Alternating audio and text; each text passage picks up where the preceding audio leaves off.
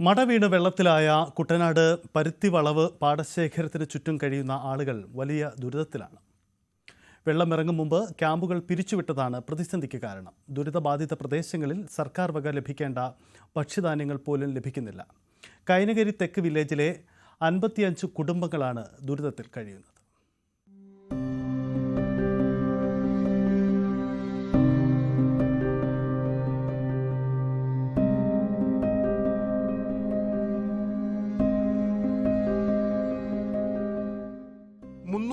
Acre വരുന്നതാണ് പരുത്തിവളവ് പാടശേഖരം. കഴിഞ്ഞ 29-ന് മടവീഴ്ചയുണ്ടായി. പ്രദേശത്തെ വീടുകളിൽ മുഴുവൻ വെള്ളം കയറി. അന്നു കയറിയ വെള്ളം ഇതുവരെ ഇറങ്ങിയിട്ടില്ല. പല കുടുംബങ്ങളും ബന്ധുവീടുകളിലേക്കും സുഹൃത്തുക്കളുടെ വീടുകളിലേക്കും താമസം മാറി. പലരും വീടിന്റെ 2ാം നിലയിൽ അഭയം തേടി. പോകാൻ ബന്ധുവീടുകളോ കയറാൻ 2ാം നിലയോ ഇല്ലാത്തവർ വെള്ളത്തിലും വള്ളത്തിലുമായി ജീവിച്ചു.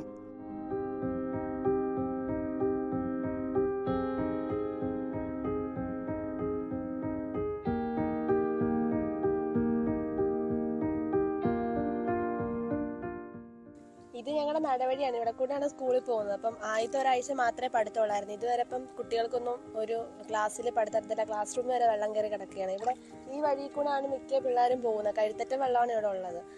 ക്യാമ്പുകളിലേക്ക് ആളുകളെ മാറ്റിപ്പാർപ്പിച്ചെങ്കിലും ചിലയിടങ്ങളിൽ വെള്ളം ഇറങ്ങിയപ്പോഴേക്കും മുഴുവൻ ക്യാമ്പുകളും ഒരുമിച്ച് പിരിച്ചുവിട്ടു. ഇതോടെ വെള്ളമിറങ്ങാത്ത കൈനകരി തെക്ക് വില്ലേജിലെ ആളുകൾ പ്രതിസന്ധിയിലായി.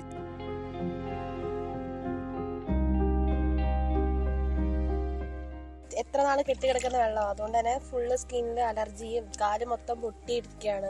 എല്ലാ ഇഴജന്തുക്കളും എല്ലാം ഉണ്ട്. ജോലിക്ക് പോകാനുള്ളൊരു വല്ലാത്ത ബുദ്ധിമുട്ടിലാണ് ഞങ്ങളുടെ കുഞ്ഞുങ്ങളെല്ലാം. ഇത് നടവഴിയായിരുന്നു. ഈ നടവഴിയിൽ കൂടെയാണ് ഞങ്ങളുടെ കുഞ്ഞുങ്ങളെല്ലാം സ്കൂളിൽ പോകുന്നത്. അസുഖം വന്നാൽ ഞങ്ങൾക്ക് പോകാൻ വള്ളങ്ങളെ ആശ്രയിക്കണം, അല്ലെങ്കിൽ ചെറു ബോട്ടുകളെ ആശ്രയിക്കണം.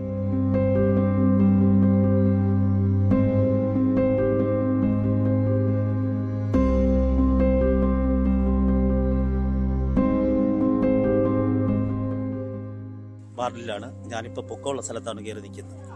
ഇവിടുത്തെ അവസ്ഥയെന്ന് വെച്ചാൽ സർക്കാർ അനുവദിച്ച ഭക്ഷ്യധാന്യങ്ങൾ ഞങ്ങൾക്ക് ഇതൊക്കെ മുമ്പേ കുറച്ച് ദിവസത്തേക്ക് കിട്ടിയായിരുന്നു. അത് കഴിഞ്ഞ് ഞങ്ങളുടെ ഭക്ഷ്യധാന്യങ്ങൾ 10 ദിവസം കൊണ്ട് ഞങ്ങൾക്ക് ഇല്ലാതാക്കി. വളരെ ബുദ്ധിമുട്ടാണ് ഞങ്ങൾ അനുഭവിക്കുന്നത്. പിള്ളേരെയൊക്കെ ആണെങ്കിലും കരക്കെത്തിക്കാനാണെങ്കിൽ നീന്തി ശരിക്കും ബുദ്ധിമുട്ടുന്നുണ്ട്. സ്കൂളില്ല. സ്കൂളുണ്ടായിരുന്ന സമയത്ത് ഇതേപോലെ തന്നെ നീന്തിയാണ് പിള്ളേരെ കരക്കെത്തിച്ച് ഡ്രസ്സ് മാറ്റിയൊക്കെയാണ് സ്കൂളിൽ. വരുമാനമാർഗം ഇവിടെയുള്ള കൃഷിയിൽ നിന്നാണ് എല്ലാവർക്കും.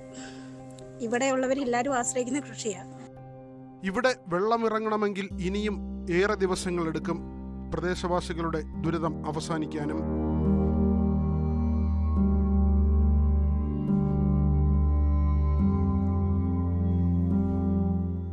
ന്യൂസ് 18 ആലപ്പുഴ.